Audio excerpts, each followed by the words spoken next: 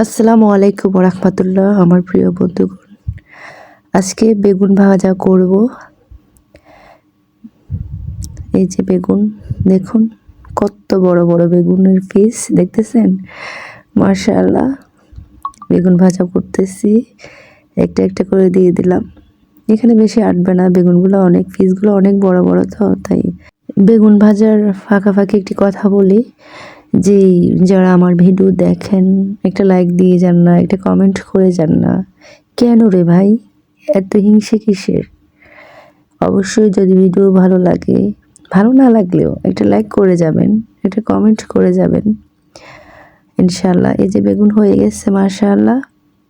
কার কার বেগুন ভাজা পছন্দ অবশ্যই কমেন্টে জানাবেন। আমার মনে হয় শতকরা ৯৯ জন মানুষেরই বেগুন পছন্দ, অনেকেরই।